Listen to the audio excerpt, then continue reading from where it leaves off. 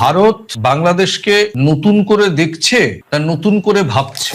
তবে কি থেকে শিখতে শুরু করেছে নয়াদিল্লি? দেরিতে হলেও কি এই শেখাটা ইতিবাচক?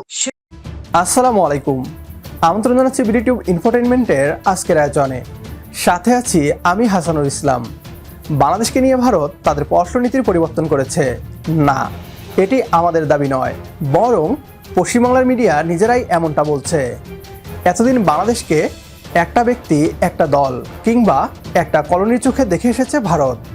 ছাত্র জনতার গণ অভ্যুত্থানের পর ভারতের ধারণা ধীরে ধীরে ভাঙতে শুরু করেছে যে তারা যেভাবে ইচ্ছা বাংলাদেশকে সেভাবে ব্যবহার করতে পারবে না। এবার দিল্লি ঠেকে গিয়ে শিক্ষা নিয়েছে বলে দাবি পশ্চিমবাংলার মিডিয়ার। বাংলাদেশকে এখন তারা সম্মানের চোখে দেখতে শুরু করেছে। বাংলাদেশের উপর আধিপত্য বিস্তার নয়, বরং সমমর্যাদার বন্ধুত্ব গড়ে তুলতে হবে।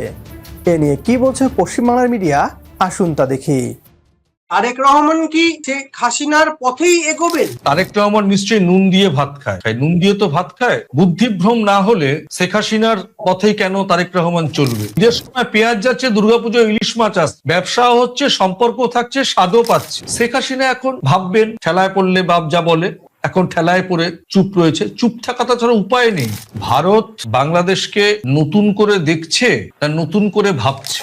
তবে কি থেকে শিখতে শুরু করেছে নয়াদিল্লি? দেরিতে হলেও কি এই শেখাটা ইতিবাচক? শেষ হাসিনাকে ঘিরে বহু বছর ধরে একমুখীন যে নীতি চলেছে, বাংলাদেশের সাধারণ মানুষের সঙ্গে যে দূরত্ব গড়ে উঠেছিল তাকে কেন্দ্র করে, মানে হাসিনাকে কেন্দ্র করে, এইটা কি দিল্লি অবশেষে বুঝতে পারলো? দিল্লিতে বাংলাদেশের স্বাধীনতা দিবসের অনুষ্ঠানে দেখা গেল এক অভাবনীয়, অকল্পনীয় সৌজন্যের নজির। কিরকম? মানে গত 18 মাসে যেটা বিভেদ তৈরি হয়েছিল, যে দূরত্বটা বাড়ছিল আস্তে আস্তে, ইরানের যুদ্ধ, জ্বালানি সংকট, এই সবকিছুকে কেন্দ্র করে যেন সেই দূরত্বটা আবার কাছে আসতে শুরু করেছে। একদিকে তারেক রহমানকে ঈদের শুভেচ্ছা পাঠিয়েছেন প্রধানমন্ত্রী নরেন্দ্র মোদী, হাই কমিশনার প্রণয় ভার্মার সঙ্গে ঘন ঘন বৈঠক, জ্বালানি সরবরাহ, বাংলাদেশকে সাহায্য, এক কথায় যেন নতুন করে ভারত বাংলাদেশ সম্পর্কের পথ চলা শুরুর এক নয়া সমীকরণের ইঙ্গিত। তাহলে কি হাসিনা অধ্যায় শেষ করে নতুন দিকে পা বাড়াতে শুরু করেছে নয়াদিল্লি? নতুন ভাবে বাংলাদেশকে ভাবছে তারা, বাংলাদেশকে দেখছে তারা, বাংলাদেশের সঙ্গে সম্পর্ক তৈরি করতে চাইছে তারা? কি কোন দিকে এগোচ্ছে? ইতিবাচক, না আবার সেই ব্যক্তিকেন্দ্রিক রাজনীতির দিকেই, ব্যক্তিকেন্দ্রিক কূটনীতির দিকেই, ব্যক্তিকেন্দ্রিক বাংলাদেশের দিকেই ভরসা রাখবে?